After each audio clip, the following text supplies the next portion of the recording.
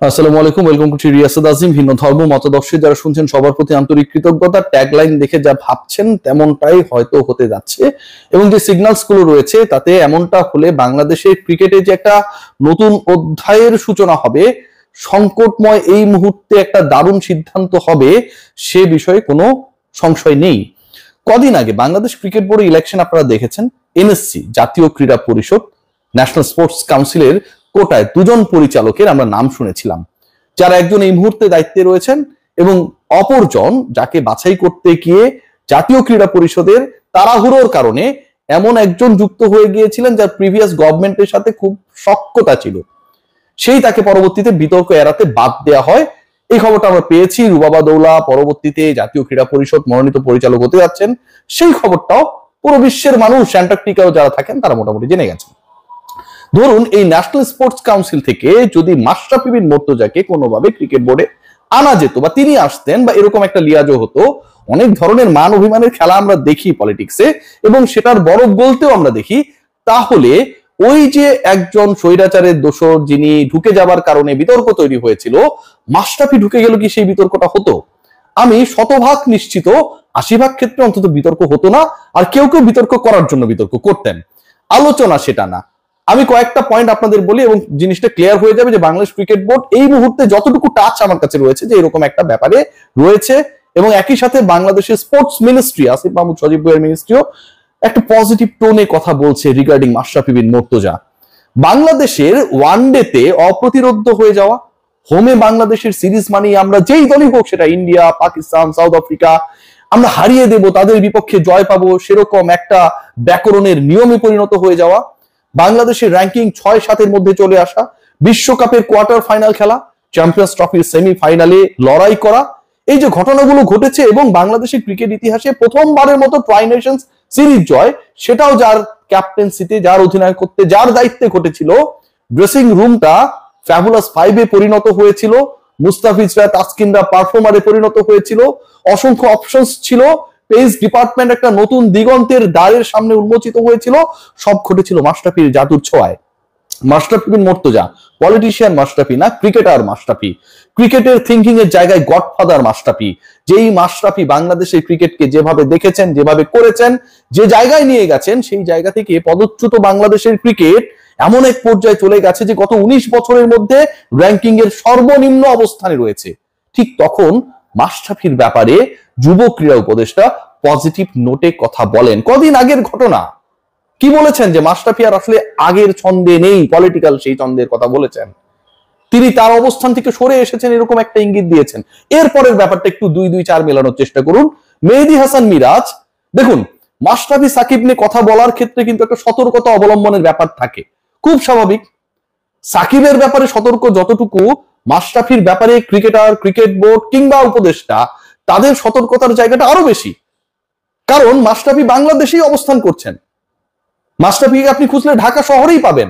সেই মাশরাফির ব্যাপারে যে সরকার পতনের আন্দোলনে অগ্রণী ভূমিকা পালন করেছিল, যে ৫-৬ জন টপ লিস্টেড, সজীব ভুইয়া, তাদের একজন যখন পজিটিভ নোটে কথা বলেন এবং তার মিনিস্ট্রির আওতায় বাংলাদেশ ক্রিকেট বোর্ড, সেই ক্রিকেট বোর্ডে চুক্তিবদ্ধ ক্রিকেটার যখন বলেন যে সিরিজ জয়ের আগের সময়টায় মাশরাফি ভাইয়ের সাথে প্রচুর কথা হয়েছে, that help me a lot to make my plans. Miraz যখন এই কথা বলেন প্রকাশ্যে, ফেসবুক স্ট্যাটাসে না, প্রকাশ্যে সংবাদ সম্মেলনে ওয়েস্ট ইন্ডিজের বিপক্ষে ওয়ানডে সিরিজ জয়ের পর যখন এই কথা বলেন, এটা একটা মিনিং ক্রিয়েট করে। কারণ জাতীয় দলের এই মুহূর্তের যে সিন্ডিকেট, জাতীয় দলের ড্রেসিং রুমের এই মুহূর্তে যে রোগ, কর্কট রোগে আক্রান্ত, কেমো রেডিও কোনো থেরাপিতেই কাজ করছে না, সেটার থেকে ক্রিকেটকে লাইনে আনতে গেলে আমিনুল ইসলাম বুলবুলদের এমন একজন ক্যারেক্টার দরকার, যিনি আসলে এখানকার ভেতরের গন্দে বাতোं को बहुत अच्छे से समझते हैं। হিন্দিটা আসলে ওইভাবে বলতে পারি না, কিন্তু গন্দে গন্দে কাহিনীগুলো এখানটায় হচ্ছে, সেই ব্যাপারটাকে ঠিক করার জন্য ইউ নিড এ ক্যারেক্টার, এবং ওই ক্যারেক্টারের ব্যাপারে ক্যাপ্টেনের, ওই ক্যারেক্টারের ব্যাপারে মিনিস্ট্রির, ওই ক্যারেক্টারের ব্যাপারে নতুন বাংলাদেশের যারা নেতৃত্বে, তাদের আপত্তির জায়গাটা নেই। তাহলে কি Mashrafe Bin Mortaza is going to be the part of the national team? ২৭ world কাপে বাংলাদেশকে টপ 8-এ থাকতে হবে। 9-এ থাকলেও চলবে, কিন্তু সাউথ আফ্রিকা যদি আবার 8-এর বাইরে চলে যায় তখন ঘটনা অন্যরকম ঘটতে পারে। সো এই যে ইকুয়েশন, এখন বাংলাদেশ 10 নম্বরে, এবং এই ইকুয়েশনটা ব্রেক হয়েছিল, বাংলাদেশ 9-10-এই থাকে, এগিয়ে ছিলই মাশরাফির সময়ে। ক্রিকেটাররা এখনো তাকে মানে, ক্রিকেটাররা শুধু মানে না, ক্রিকেট দলের ক্যাপ্টেন এখনো তার কাছ থেকেই পরামর্শ নেয়। এবং সেই মাশরাফি দেশের বাইরেও না, সেই মাশরাফির ব্যাপারে দেশ পরিচালকদের বড় আপত্তির জায়গাও নেই। ঘটনা যখন এটা ঘটে, ঠিক তখন আমার কাছে মনে হয় বাংলাদেশ ক্রিকেট বোর্ড, আমিনুল ইসলাম বুলবুলের board, they are thinking in a positive note about Mashrafe Bin Mortaza, how to include him to the national setup. আমার কাছে মনে হয় ড্রেসিং রুমে যে সিন্ডিকেট তৈরি হয়েছে, অমুক পক্ষের ক্রিকেটার তমুক, তাকে খেলাতেই হবে, অমুকে আমাকে মানে না, তাকে বাদ দিতেই হবে। জাস্ট একবার ভেবে দেখুন যে সৌম্য সরকার, তার ব্যাপারে আমার প্রিয় বাংলাদেশের দিগ্বিজয়ী প্রধান নির্বাচক লিপু ভাই যে কথাটা বলেছেন, কি বলেছেন? যে সৌম্য সরকার বাদ পড়ে গেছে, লিটন কুমার দাস তখন ব্যাক করেছে। এই কারণে সৌম্য সরকার দলে ঢুকেছিল, কারণ লিটন কুমার দাস তখন ছিল না। এই যে লিটনের থাকলে সৌম্য থাকতে পারবে না, না থাকলে পারবে, মানে এই যে ঘটনাগুলো, এই যে ব্যাখ্যাগুলো, হাস্য রসাত্মক কথাগুলো, এগুলো যেভাবে আমাদেরকে, আমাদের ক্রিকেটকে প্রভাবিত করছে। ইনফর্ম একজন ক্রিকেটারকে আপনি রাখবেন কি রাখবেন না, ইটস টোটালি ইয়োর ডিসিশন। 5 জন ওপেনার নিয়েও আপনি টিম ঘোষণা করেছেন।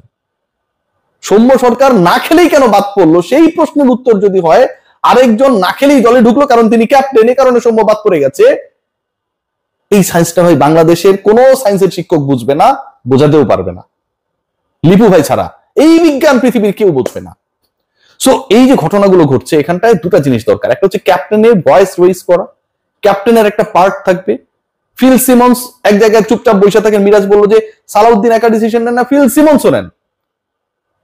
আবার সালাউদ্দিন নাকি জাকের আলী অনেককে অঘোষিতভাবে ক্যাপ্টেন হবেন পরবর্তীতে, সেই নোটটাও, সেই টাচটাও দিয়ে রেখেছে। এই যে মিসকমিউনিকেশন গ্যাপগুলো, যেই গ্যাপগুলো আসলে বাংলাদেশ দলকে একটা ফুলের মালা হয়ে উঠতে বাধাগ্রস্ত করছে। ফুল আছে, সুতা আছে, কিন্তু সেই সুতাটা চেরা, গিট্টু লাগানোর কেউ নেই, জোড়া দেওয়ার কেউ নেই, ব্রিজিং করার কেউ নেই।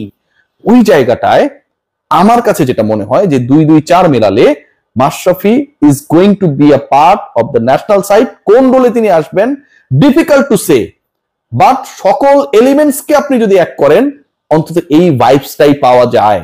মাশরাফির ব্যাপারে সরকার, বিসিবি, ক্যাপ্টেন, ক্রিকেট বোর্ডের চুক্তিবদ্ধ ক্রিকেটাররা, দে আর ভেরি মাচ পজিটিভ।